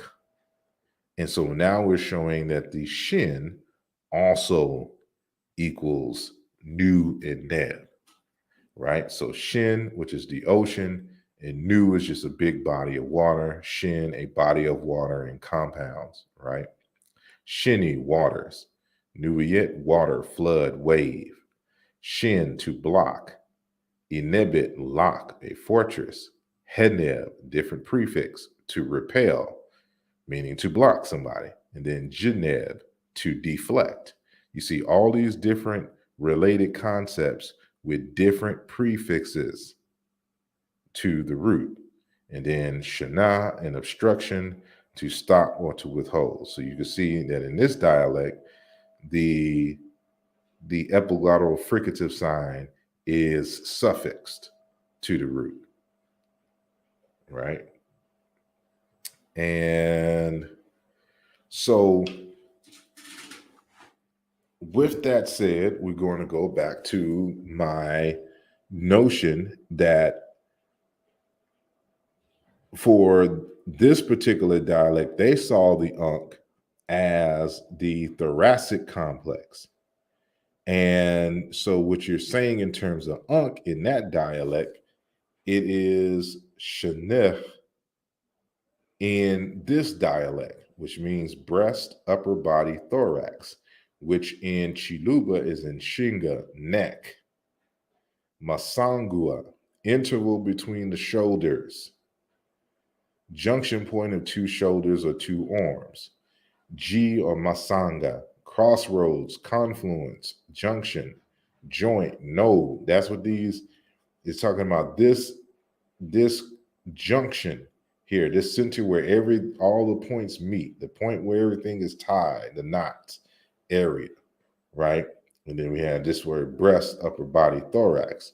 So how can I prove that the word Shana, if y'all want to call it that, is cognate with the word Ankh? Well, of course, I always got you covered. So now let's look at the word here. We see that this word Shin is and I don't know why that's there like that. That shouldn't be like that. It should be Inka, right? This should be an N. So ignore that right now. This right here should be an N. But Shana, to detain. Shanuwit, a kind of forced labor. Ankh, captive, literally bound one. Ankh, binding, belt. Shanau, Shana, storehouse, labor, establishment. Ankh, house, living place. Shana, netherworld, tomb. Ankh, earth, land. Ankhet, west, the netherworld, meaning the ancestral world. Neb Ankh, Lord of life. The grave, the sarcophagus. Shnai, plant, medical. Ankhet, grain, corn, barley. Ankh, garland, bouquet. So you can see that this word here is the same word as this one, but is reversed, right? And so, if you don't do the language analysis, you would totally miss this. And this is very important for when analyzing the language and the script itself. And one of the things that I mentioned in my text, Nesubiti, King in Ancient Egyptian, a lesson in leadership and paronymy, and there goes that word paronymy again. the all across Africa, East Africa, Central Africa, West Africa, they have these syllable games where they reverse the words. They're mainly done by youth, but something tells me that they would do this even in amongst the adults. And some of these words in reverse got accepted as lexicon in or as words in the grander lexicon of the language itself, right? So citing Campbell Dunn, citing Holmberger in this text says Holmberger asserts that among the Fulbe or the Fulani, the syllables of words are inverted to allow speaking before women and commoners not trained to understand. So if they want to hide certain concepts of words, they'll switch the syllables when they're speaking in front of women or speaking with when outsiders. Those are non-initiates and just people outside of the culture. So the phrase Fulbe Ngari that you see here in red, the Fulbe came, becomes Befu Riga. So the Ful in Be, so Be and then Ful for Fulani. And then Ngari becomes Ga, right? Because they don't want to end in that nasal, right? So it follows that these mobile elements were once independent full words. They correspond to Westerman's reconstructed Proto-Western Sudanic monosyllables. The African secret languages exploit this mobility, right? So if you know about this, because each of the words, each of the syllables were independent words, just like what you see in ancient Egyptian, you can see why. For example, when we go here, how these different variations of the word came to be over time.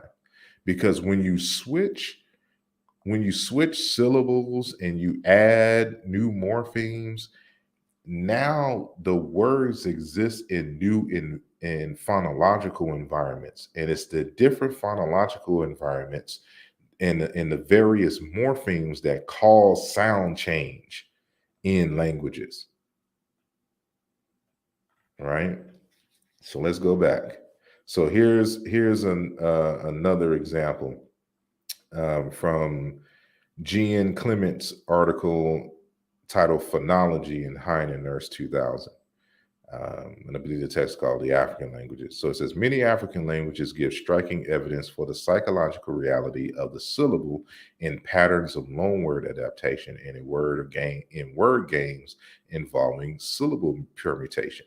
An interesting example of this latter has been developed by speakers of Ganda or Luganda, a Bantu language which has the syllable structures described just above. In a children's play language known as Ludikia, Luganda words are transformed by a rule requiring syllables to be produced in reverse order. Some examples are given below. So in the regular Ganda, the main language, they say Mukomo. But in the secret language, they say no komu, right? So that so the word komu is now in the second syllable, and the mu, which they transfer to n, is now the first syllable. So it means arm. Muvabuka, kabuvumu, young man. Mubanikilo, lokini bimu, funnel. Baginda, dagiba, they are going. So you can see how the syllables are being switched in the word in the same language. So what you see, so what I suggested in Nesubiti is that this is probably what went on in even the proto-language of ancient Egyptian, to where now these various forms have now entered the main lexicon. But you also got to keep in mind the hypothesis given by Jean-Claude and Bowley that there actually is two different languages being spoken in the Nile Valley, and one of the languages has the original syllable set sequence, while the second language has the reverse syllable sequence. And that conversation is too big to have at this moment. But here's just some more examples of that um, same process. And I give some more examples, and I found many other languages that do the same thing, right? So we're wrapping up here. And so when I mentioned earlier that it has to deal, that the original concept had to deal with the tying of ropes. But it came to be associated with the thoracic complex. So since I have published my work in 2013 with that hypothesis, I came across another article that came to the same conclusion. However, as I argued that the Ankh was in association with the human thoracic complex, this author argues, and the author is Andrew H. Gordon and Calvin W. Schwab, that it still has to do with the thoracic complex. However, the thoracic complex of bulls, right? So they were, and so he, starts off the conversation, and I have it highlighted right here. He says, this study is part of investigations of the beginnings of ancient Egyptian medicine.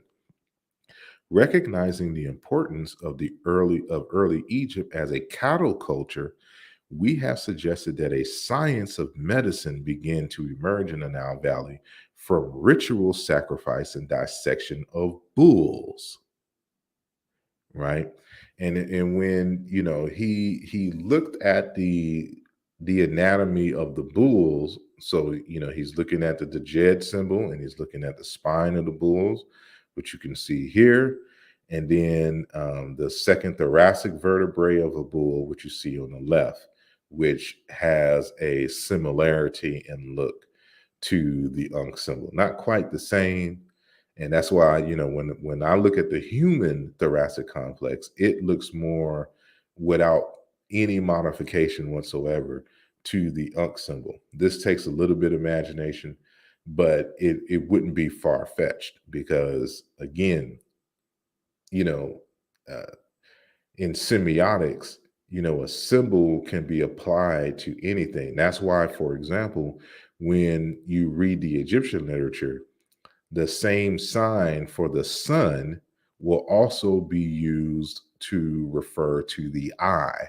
That's why they were talking about the eye of this, the eye of that, when referring to the moon or referring to the sun, because the sun also resembles an eye. So the original Ra symbol, for example, would be associated with the sun, but because it also has similarities with the eye, then it is that same symbol was also used in relationship to the eye. So this is what we're talking about here. There's an original tied rope that was, either wrapped around the waist or used to hold up the penis in terms of the penis sheath. But it looks similar when you kind of lay it flat and look at it abstractly, just like the thoracic complex. And so you get that possible association there.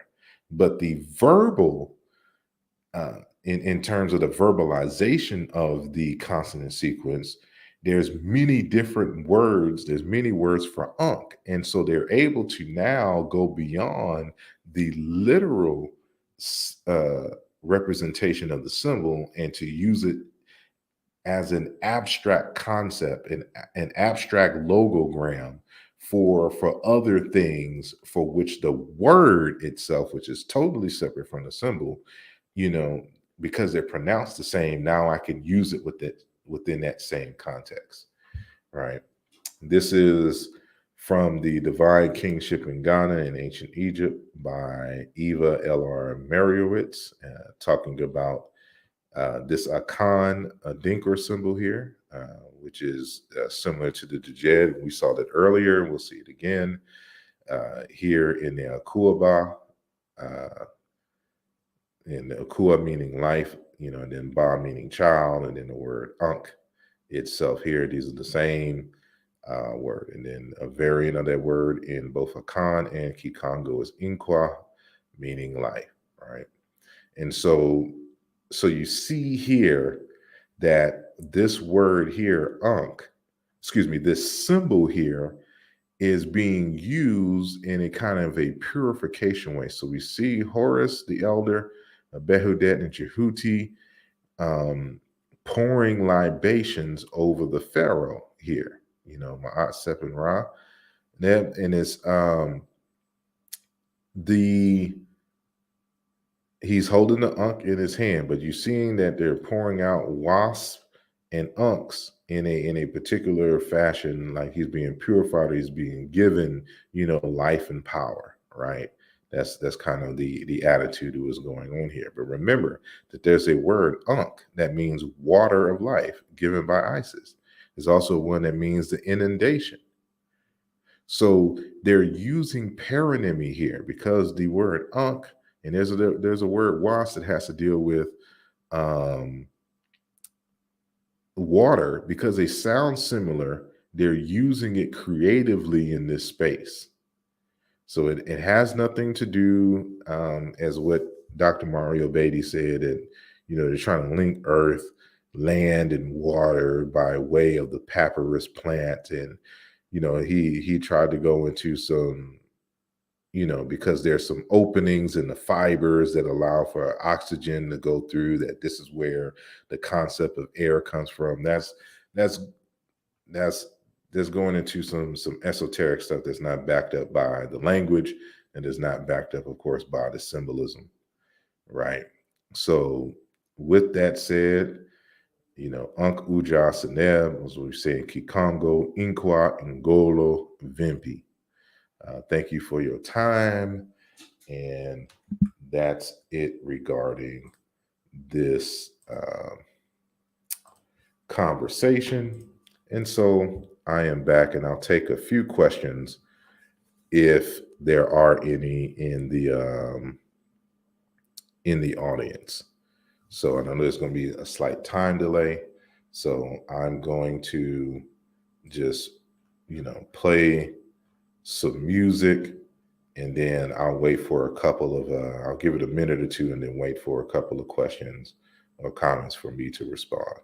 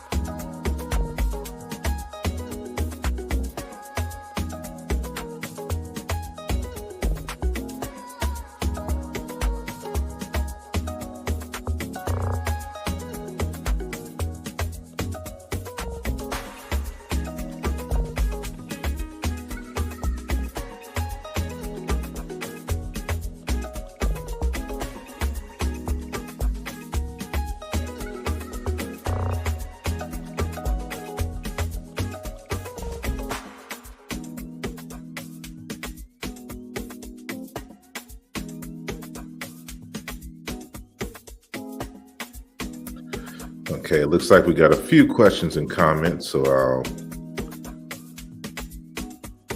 stop the music. But it'd be jamming though, so you got to let it play a little bit. Anyway,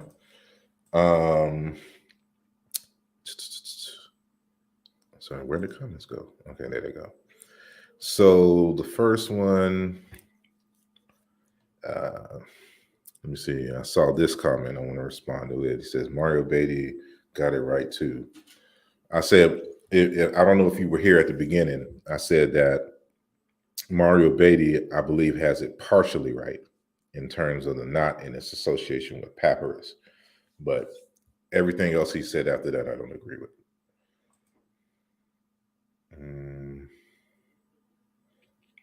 And Kaluna Ninongo says Aningo, and I know I'm pronouncing it all wrong. Anango is water in Omyeni, and Anka alone in Omyeni. So what is Anka? You didn't specify what that word is. Gina A asks, any other African cultures have something similar to Ankh?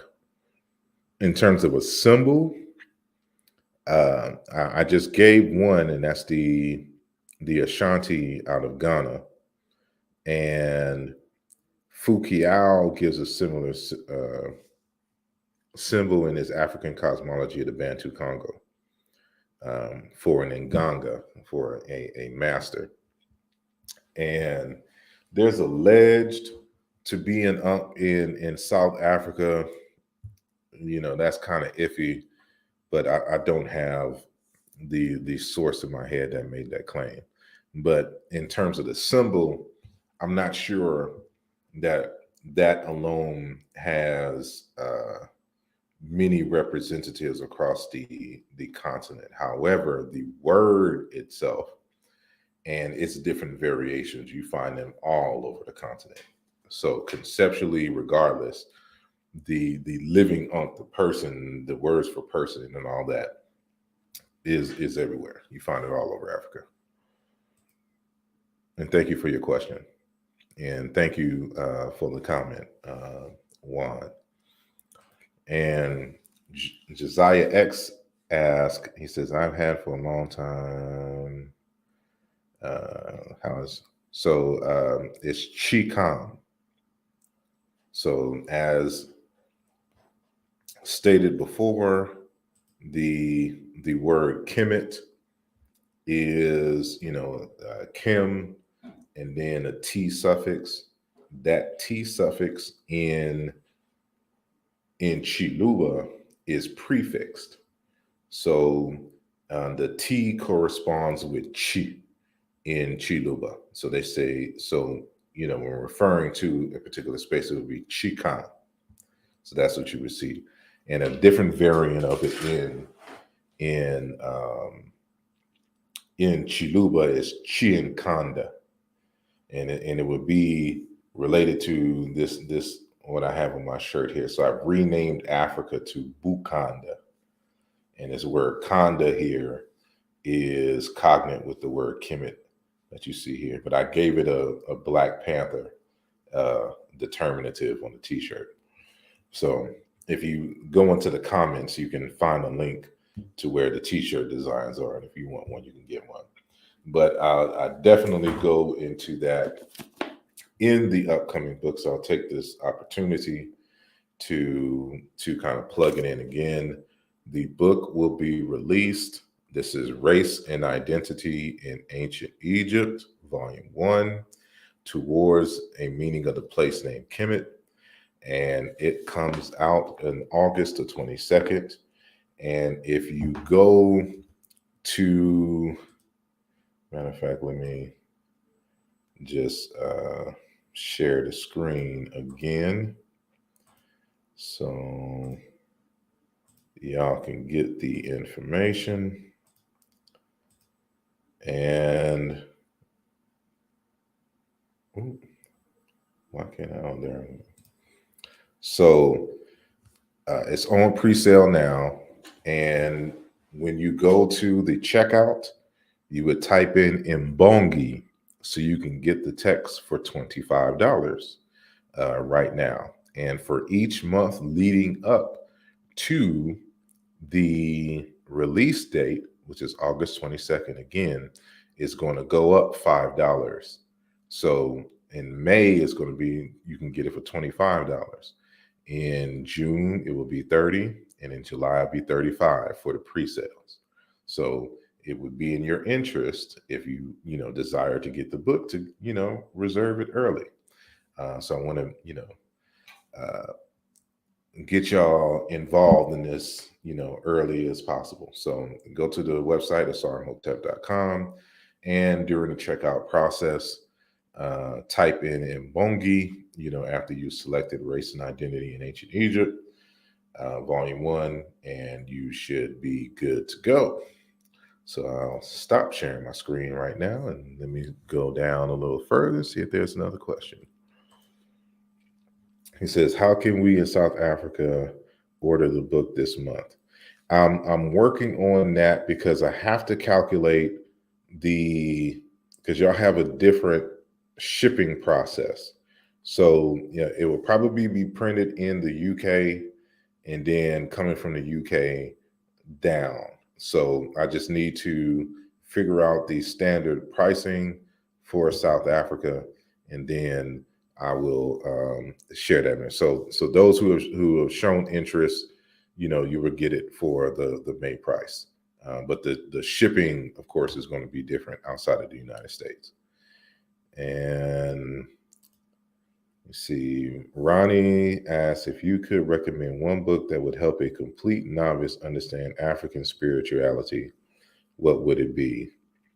Ooh, I don't think one book exists. And because you're just going to have to get some places. So because you got to understand that African spiritual systems it's not a monolith. So, if you get a book on something, they can only kind of summarize various different things. So, there's, of course, the standard, but it has a kind of a Christian stint of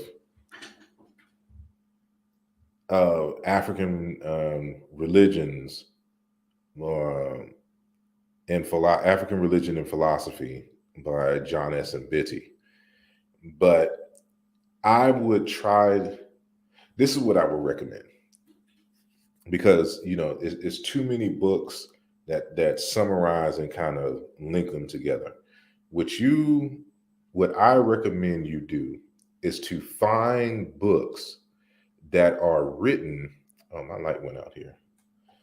Oh well. Oh, there we go. You want to find books that are written by initiates of their tradition. So, for example, a book I recommend is Of Water and the Spirit by Dr. Malidoma Some. Of Water and the Spirit, Dr. Malidoma Some.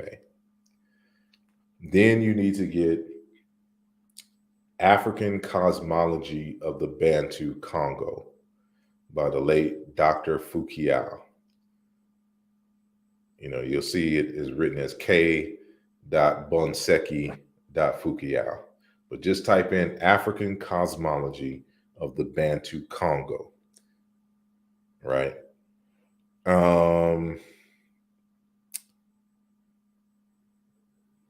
See, I don't know if you if you speak French, then there's some other text. You can also, do I have an image up here? Let me see. You can also get this text, all right, by Dr. Chilima Lima Mukinge out of the Congo. The text is called Muntu Wa Nzambi, Portrait of Human as God's Special Creation, right? And this, you'll be dealing with the Baluba tradition.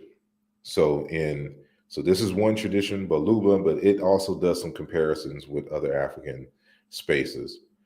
But you'll also with the Fukiao text, African Cosmology of the Bantu Congo, that's dealing with the Bug Congo people. They're in a kind of a similar facility, but two different groups. Maladomasome is the Dagara tradition, which is, Burkina Faso, West Africa. If you can get any of the books in English by Amadou Hapati Ba, dealing with the Bombara and Fulani traditions, there's a plethora of books on the Yoruba tradition, right, by initiates in the Yoruba tradition. And let me see what else. If you can find, because this book is out of print, it's called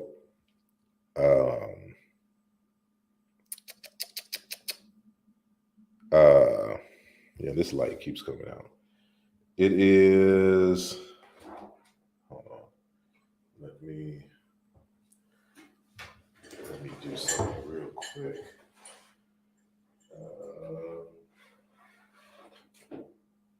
Because it is dark in here. It's getting hot in here. Oop. There we go.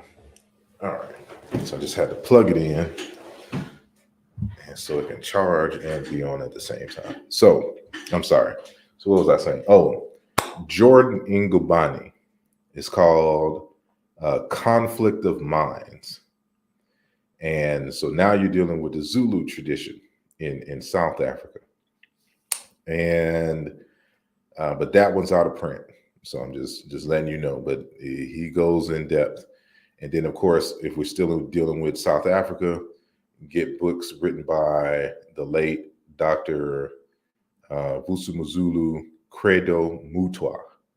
And especially start off with like Indaba, My Children, or, Zulu Shaman, right? Other good texts.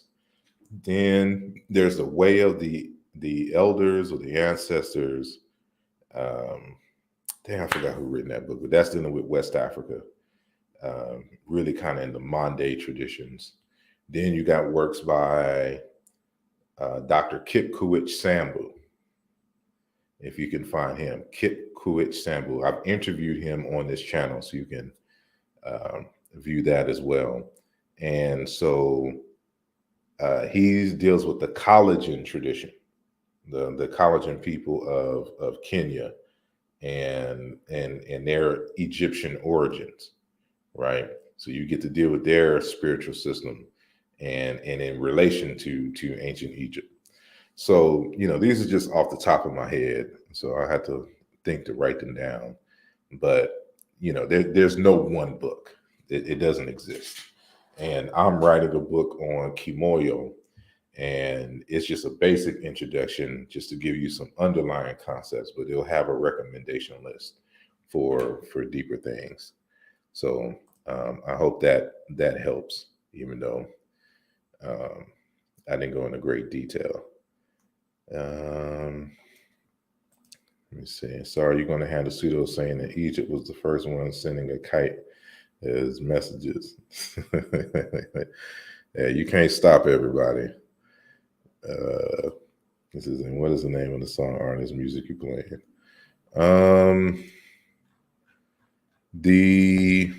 The artist was John Droese, and it's the song was called Dawn, like I'm the Jamaican Don Dada, the Dawn. So John Droese, Dawn. And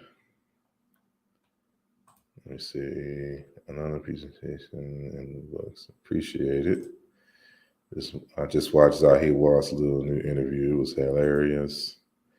Yeah, I ain't got time for Zahir Watt. He says, can the community of scholars do a complete reconstruction of China into and Proto-Bantu, because there are many words we can relate to ancient Egyptian yet? That's in the works. That takes some time. And unless we got some good AI help, that's going to take a while. But that's being done. Do you know approximately how many, if any, other African civilizations use the Ankh symbol? I think I answered that one already. Okay. So it says Anka means alone. And any hopes of AI deciphering erotic? I have no idea. I haven't come across any news that they're trying to apply, AI to the erotic. I know that they've been trying to apply it to some cuneiform scripts, and so I don't know if they've applied it to erotic yet.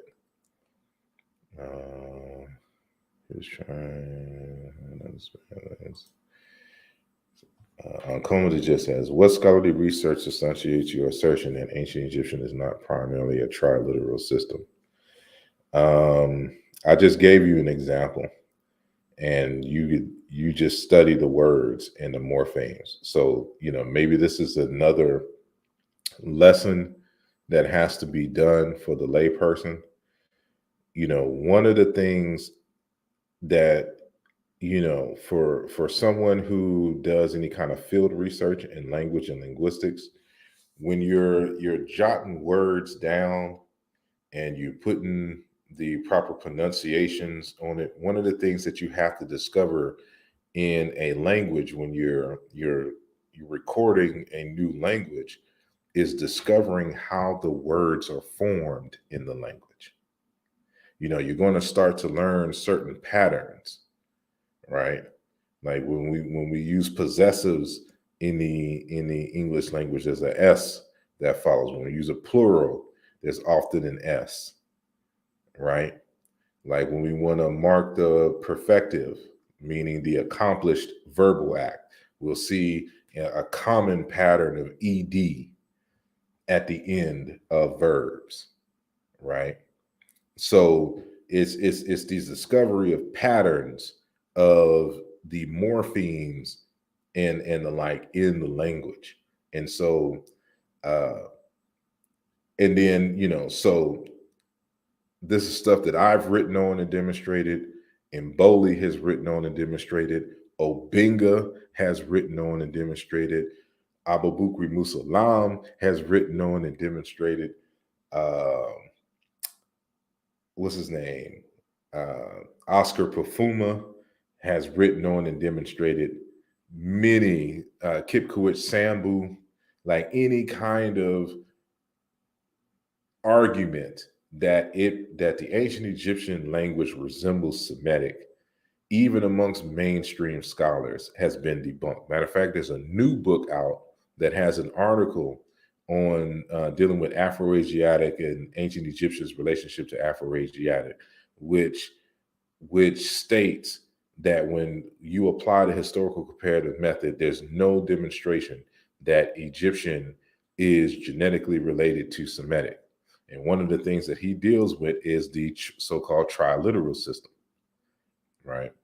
And so they don't have a triliteral system the way that you have in Semitic.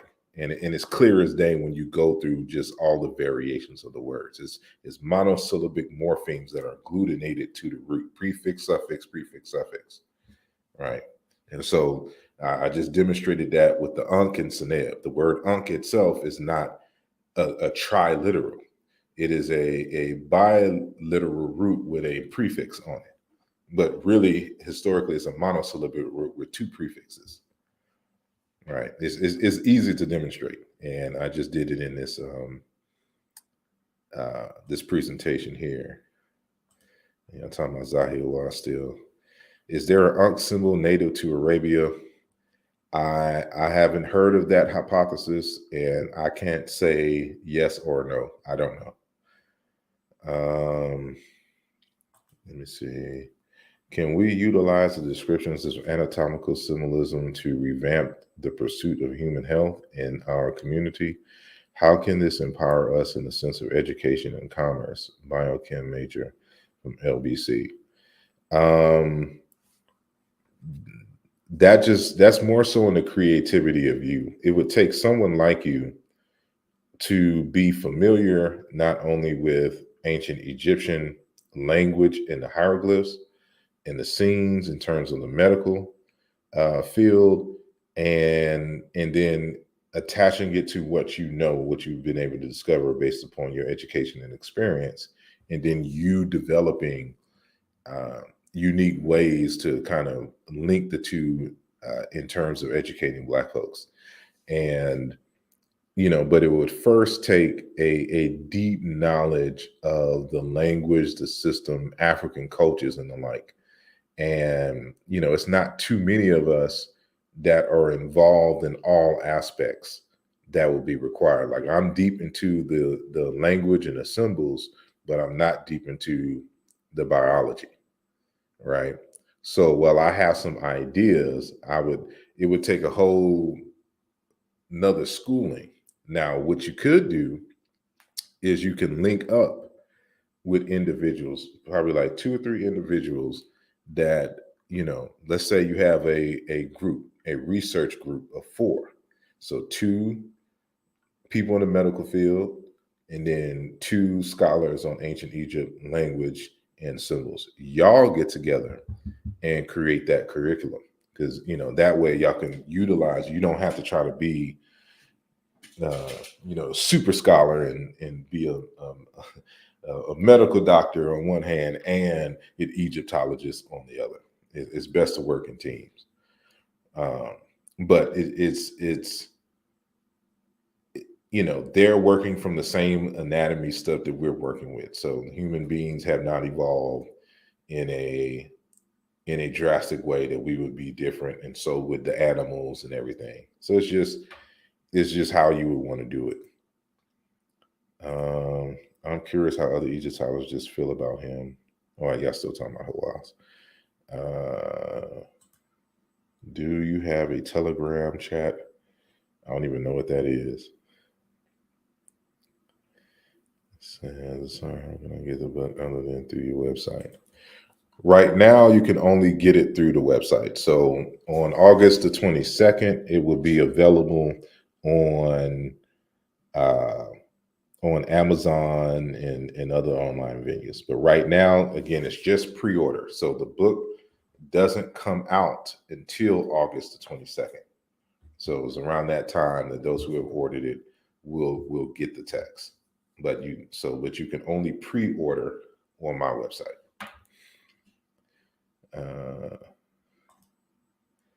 See, Zukichi Ingu, pendant hanging object, Ying move, be lively, live by, movement, sign of life, principle of vitality in animals. Indeed.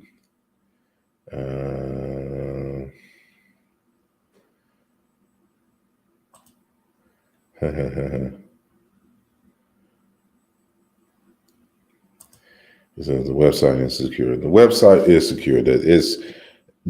I don't receive money on the website. You will be sent to PayPal to either pay with a PayPal account or with a credit card. So that's where the secure transactions are handled. I don't handle that on my website. I just collect on my website what you ordered and what the shipping address is. So Chavez answered that. So the Introduction to African Religions by Olapona Jacob is a good one. And you see. And you see.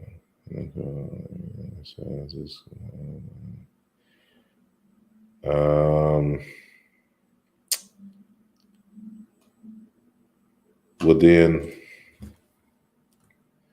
okay, that is something that's new to me. So you'll probably because you can create an account while you're registering. And I will have to look at and see what is going on with the code.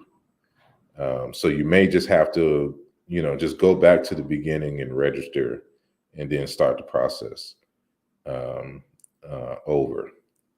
And I'll figure out what is going on with that at a later time. It says you have to register to get the book.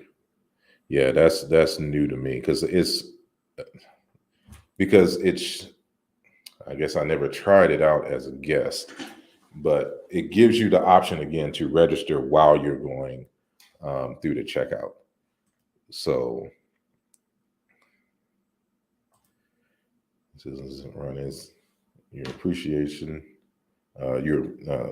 Appreciate your question, and you're welcome. Yeah, that's the book I was trying to mention, The Way of the Elders.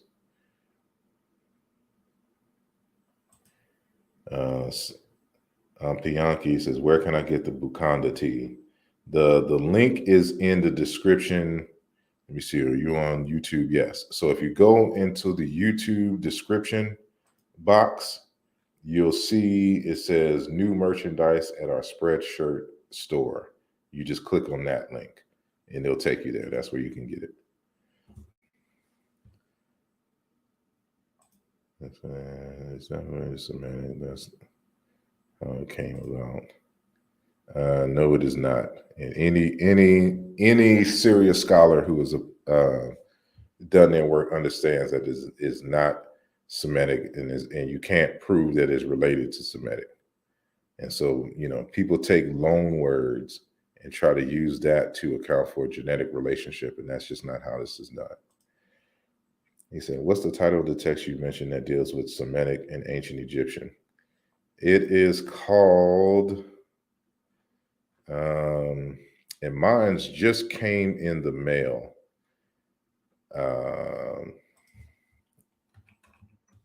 Not too long ago.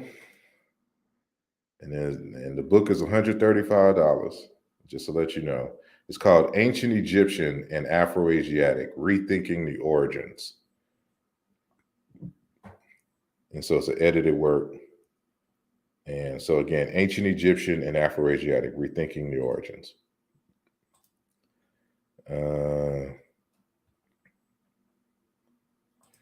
Well, it's slightly off topic, but referencing a recent debate that got canceled, what are your thoughts on Christianity being stolen from Kemet? People are trying to use words in a way that makes it seem as if people are arguing that Christianity as a complete system was born in Egypt and they took it, without giving credit to the Egyptians. That's never been the argument.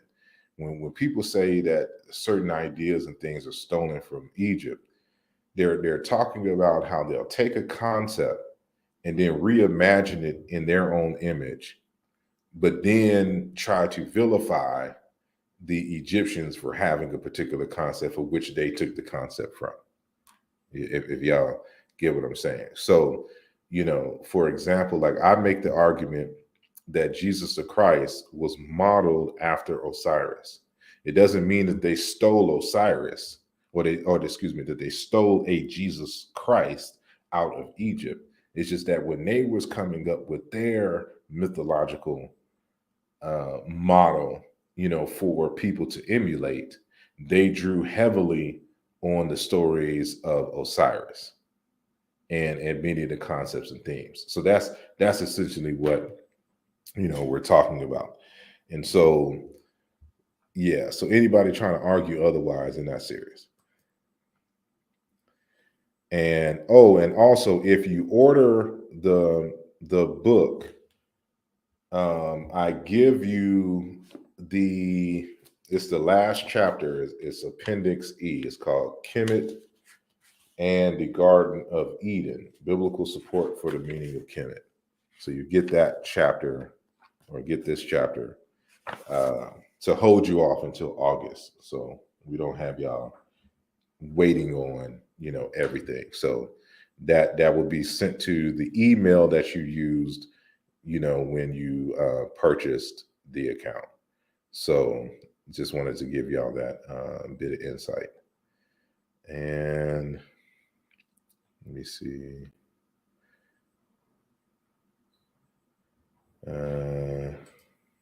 What represents the onset of the Ankh? I don't quite understand that question. Can you define what the onset is, if I'm saying that correctly, on the Ankhs?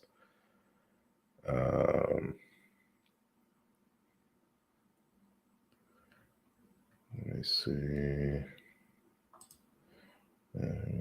People overgeneralize that argument so much. Indeed. And Mongol slaying and scholars don't even argue the use of the word stolen in their word. I haven't seen it yet. Exactly.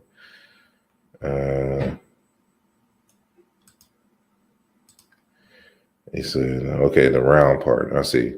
So now I got to go back to the question. What did you ask? What represents the answer? It's just it's just the loop of a knot. It's just a loop of a rope. So let me go back briefly to the slide, and so that you can see. So it's just rope, right? So the loop is just like when you tie, like if you was to tie around the rope around your waist, that's what the loop is. Just what goes around the waist, or what goes around the penis sheath that holds up the phallus, right? So that's all it is. It's nothing spectacular or out of the ordinary. It's just a loop, so that you can pull stuff with it or hold it around your waist, like as kind of like what you see here. But in this instance here, and so this is coming from the article Ankh sign, belt, and penis sheath. And so he's arguing that it is a penis sheath. So if you see how it is written like this, how it is drawn like this, the phallus would come through here and it would hold your penis up. So you wouldn't be dang. So remember, there's no draws. You don't see draws. They're not wearing biker draws or biker shorts or tighty whities. They don't have that back in the day. So with men running around dangling, you needed to hold it up with something. So you would tie a rope and you would put it here. But it can also just represent a regular belt, or that you would tie, to hold the penis shaft or any other things, kind of like what you see here. So you see the two drawstrings that are on the side here, and the rope wrapped around the person's body. So that's what you would that's what the Ankh is. So it's just a tied piece of rope. That's all it is. So so the loop is just whatever you're tying around the object. So hopefully that makes sense. And let me stop sharing. And let's see. He says, can you please comment on Ra equals Allah? It doesn't. But I do argue that the Semitic languages borrowed like they intended on giving it back what became Arabic Allah in Proto-Semitic times from the ancient Egyptian language.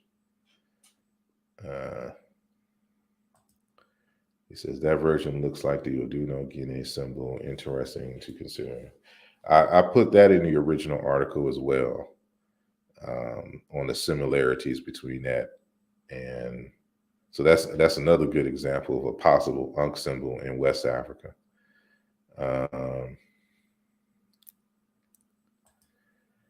Asar, is Mboli wrong for including Semitic in his linguistic family? It's not that he, how should I say? It's not that he's including it in Negro Egyptian. It's kind of confusing. And this is one of the reasons why what is this on my face? Okay. This is one of the reasons why I renamed the language family. because the way that he presented it in his text, um, the way that he presented it in his text, it would make it seem as if Semitic was part of Negro Egyptian. And so, but what he's arguing is something different. So what he's arguing is that there's a Paleo-African language, a historical language that split off into three branches.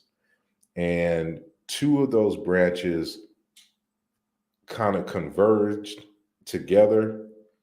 And from that created this, what he named this second stage called post-classic Negro Egyptian. And it is from this group of languages that the Wolof, that the Bantu, that the ancient Egyptian and Coptic and etc. emerged, which kind of actually further broken off into two more branches. But that third branch, is a different branch that came out. And although it interacted with the other two branches at some point in time, it's a totally different branch. And that is what ultimately became Semitic. And so he argues it's not a Negro Egyptian language, but then, he labels everything Negro Egyptian. And so it was kind of confusing. And I this is something that I've told him. And so this is why I renamed the overall family Chinkanda Chikulu, which means that, the ancient African language that encompasses it all. And then he has his three. So then Chinkanda is those languages, those two branches that converged and became what I call Chinkanda. And then that third branch is just a different branch. They're all ultimately, linked back to Chikanda Chikulu, but Semitic is not Chinkanda. So I'll just have to, kind of show that. But it's the way that he worded is confusing to me, and that's something that I pointed out before I renamed the rename the major nodes so that it makes sense given what he actually produced in the text. And that version looks like it says, is the word Aten related to Allah or any of the old names to describe the Most High or the Creator? Let me think before, because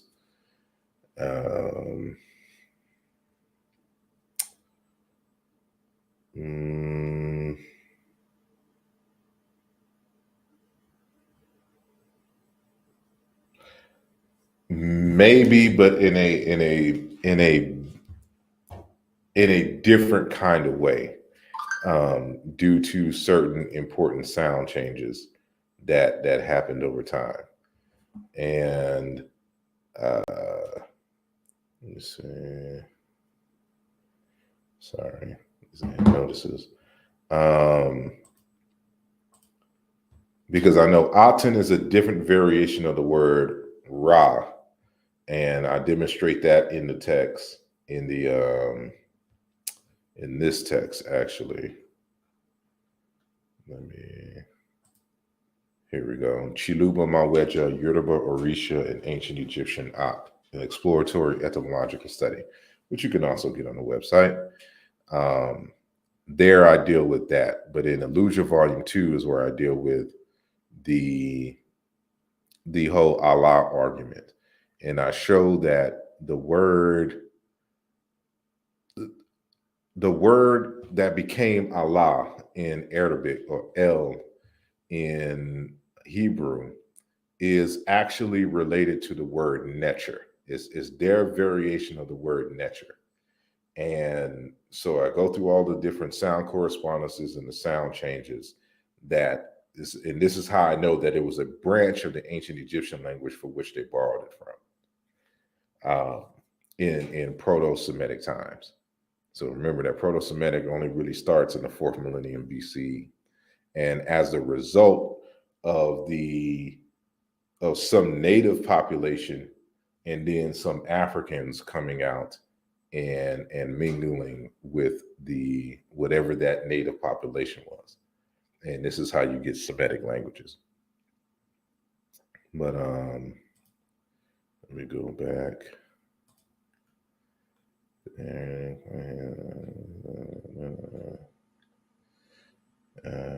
He says I renamed everyone's work. No, I haven't renamed everyone's work. If it doesn't make sense, then I'll correct it. So anyone who has Illusion Volume 2, they'll understand exactly why it was renamed. And before I did it, I had a conversation with him, and he approved of my renaming it. Whether he uses it or not in his upcoming work, that's a different story. But so that's that. So I think that's the last question that I saw. So going over, and we're now 2 hours and basically 30 minutes. So I just want to say that I appreciate each and every one of you and for your support. And,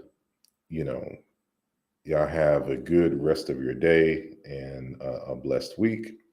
And I got to get a better light because I look very dark in patches here. But appreciate each and every one of y'all. And so until next time, peace.